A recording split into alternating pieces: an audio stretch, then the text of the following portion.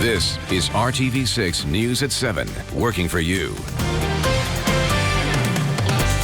We begin tonight with fallout from a May confrontation between Metro police officers and two protesters. Good evening, I'm Amanda Starrentino. And I'm Mark Mullins. Two Metro police officers now face battery and obstruction of justice charges. The incident involved two women who have since filed a lawsuit against four officers. Video of the arrest of one of the women went viral after the incident. That video shows IMPD officers using batons and pepper bullets.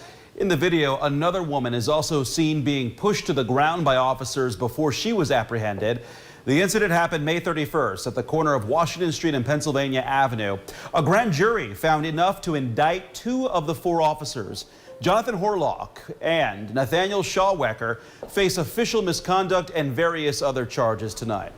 In the face of adversity, bar and nightclub owners are continuing to do their part to slow the spread of the coronavirus. Some venues were looking forward to opening their doors to customers again, but there's been another delay in Marion County. Troy Washington is working for you to explain how local businesses are holding out hope and getting creative while they wait.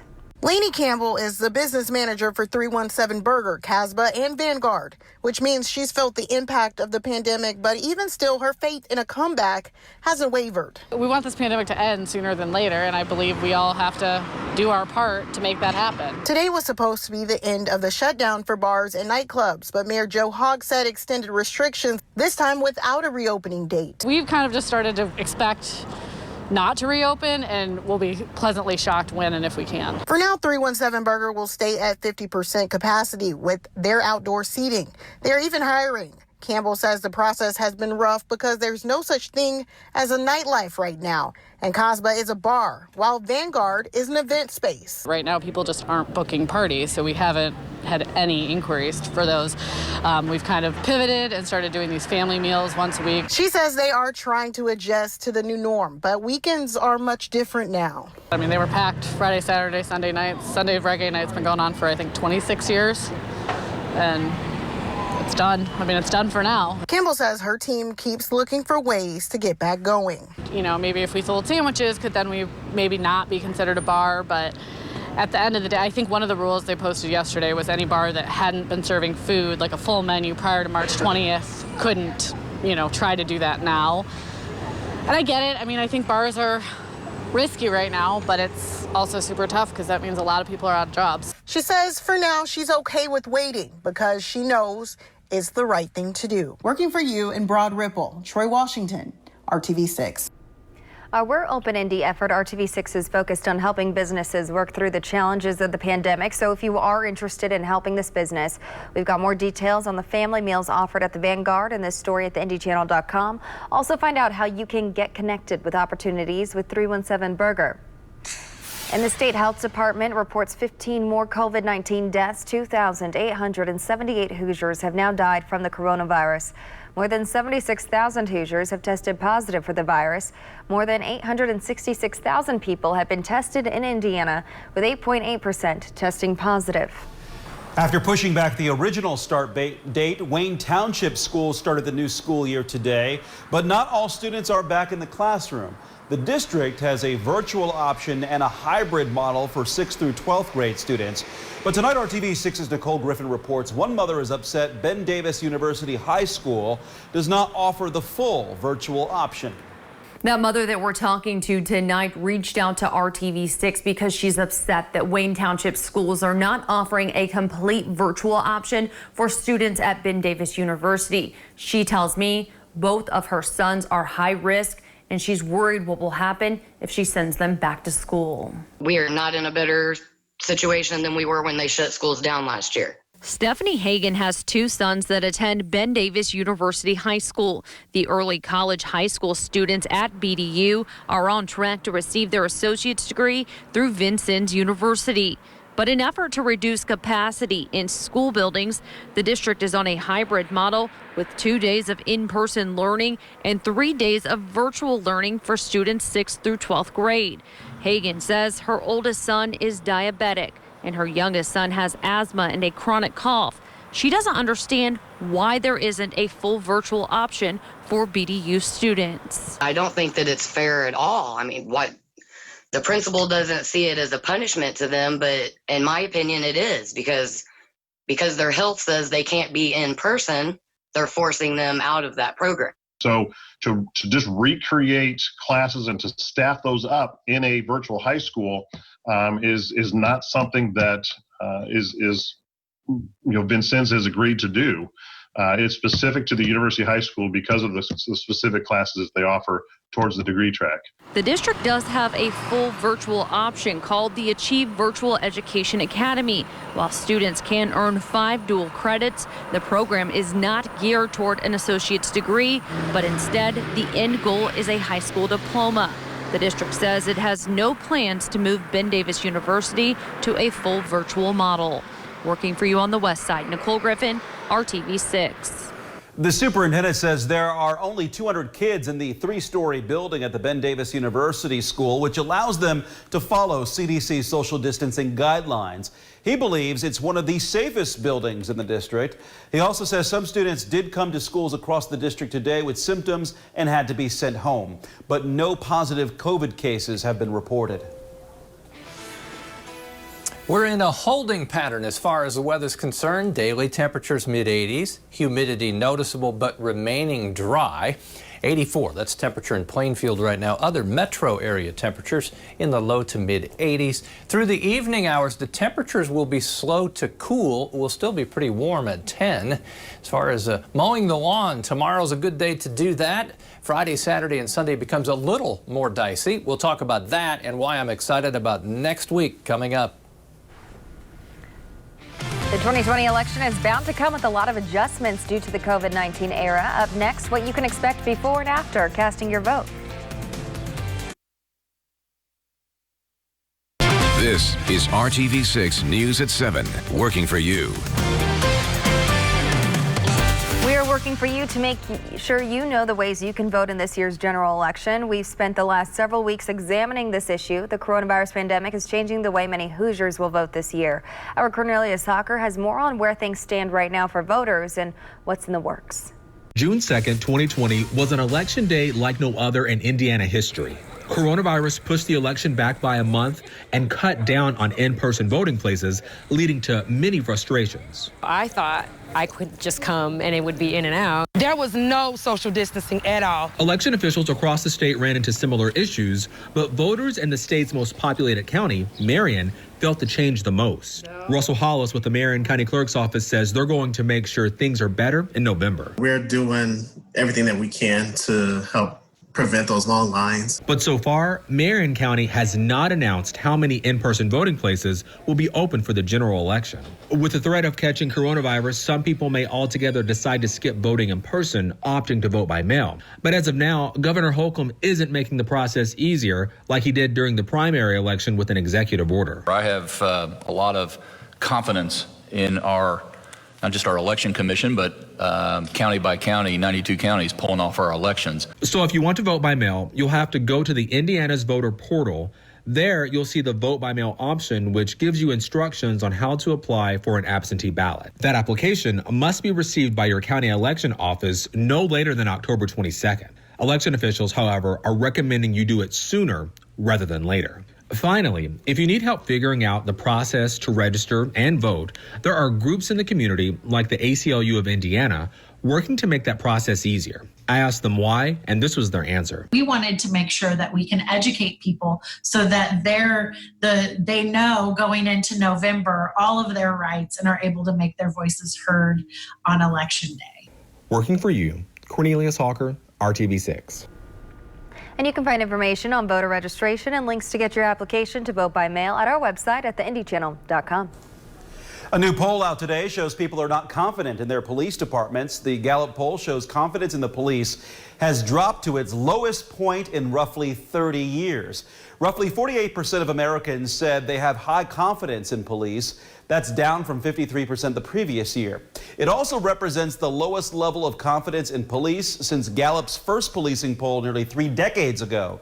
Gallup conducted the poll in the weeks after the police killing of George Floyd in May. The killing sparked a massive wave of protests against police brutality and racism. Friday is our next best chance for rain. We'll get into that and what it means for the weekend coming up. From the Indianapolis Motor Speedway, this is Trackside 6. Wrapping up day one at the Indianapolis Motor Speedway. Looking ahead to the 104th running of the Indianapolis 500 a week from Sunday. Day first, Tony Kanaan. First thing you realize when you walk in here, we miss the fans badly, don't we? The weirdest thing ever. No traffic. Walking out of the garages and not seeing anybody with a pen and a paper waiting for your autograph. It was an impact for me, Dave, for sure. I knew this was coming, but it was sad. It was actually the sad part of the day was not having anybody here. This was really cool. What a way to kick the day off. Unveiling the pace car. You need one of these, TK. Well, we'll get it next weekend. A C8 Corvette Coupe, 495 horsepower, tops out at around 194 miles an hour, 0 to 60 in 2.9.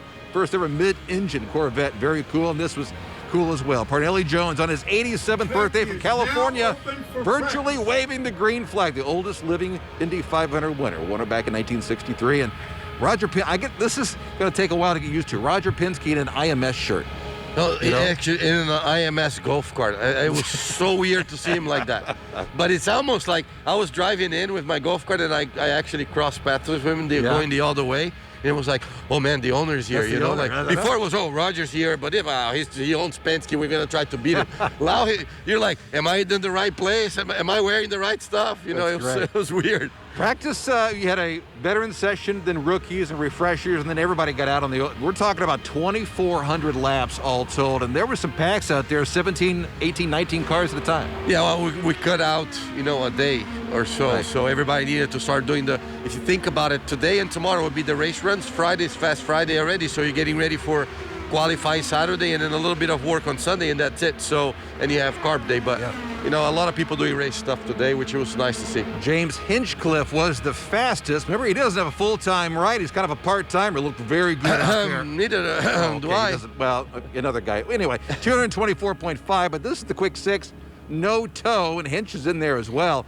A nice afternoon for Andretti Autosport, but a lot of guys working on a race setup, maybe not qualifying. Yeah, I mean, obviously we gotta say what happens in the session and times, but we have all other things that we actually evaluate, and we have this average of top 30 fastest laps, and we have 4 Penske's in the top 4, so we'll see what's going to happen. And you had a very good day, you said earlier. It was an awesome day. We ran in the top 10 all day.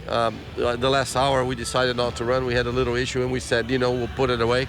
I'm happy with the car. Yeah. I think it's going to take a little bit of work, but it was, for me, I hadn't had this as good as a first day as I had today in a long time, so I'm happy. Day one's in the books. The only thing we're now getting used to is wearing masks while we're doing Trackside 6 segments. Correct, and actually I like the social distancing, so I'll...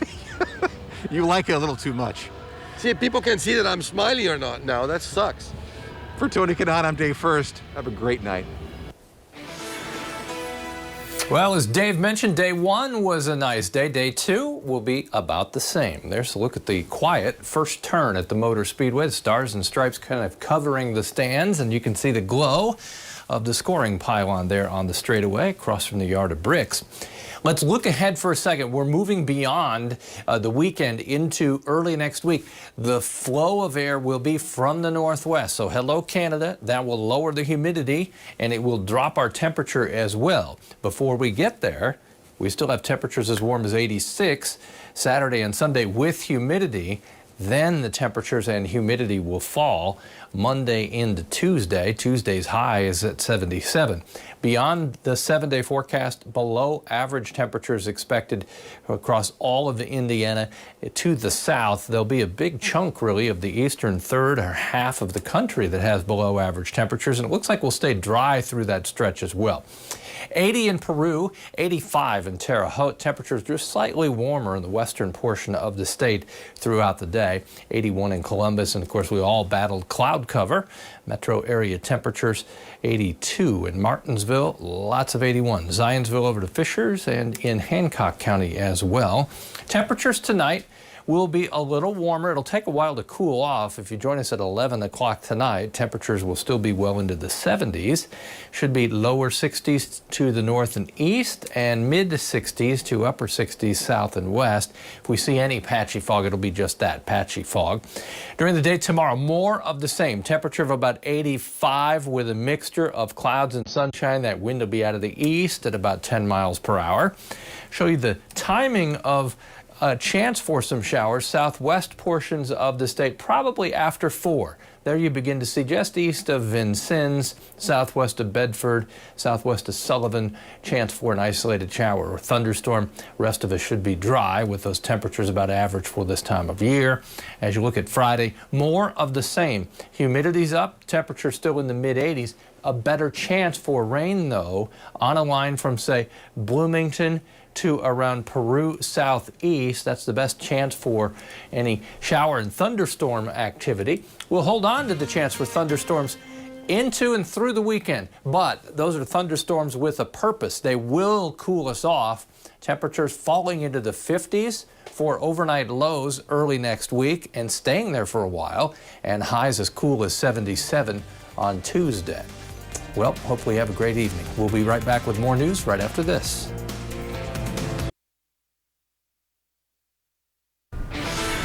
The Association of American Medical Colleges has released new guidance on the do's and don'ts of face masks to slow the spread of coronavirus. The group says masks should minimize gaps around the nose and chin. Masks should have at least 2 layers and 3 layers when possible. Kids over 2 years old should wear masks in indoor public settings. All businesses should require masks indoors, and masks are not necessary outdoors if you are not expecting to be around others. The group says the guidelines are aimed at creating a unified approach in the face of conflicting messages and misinformation about masks. Stein Mart has filed for Chapter 11 bankruptcy after taking a big hit in the wake of the coronavirus pandemic. The 112-year-old discount retailer plans to close most of its nearly 300 stores. The CEO says the pandemic and changing consumer habits have caused the company significant financial distress. Stein Mart is among many retailers impacted when the pandemic forced temporary store closures in many states.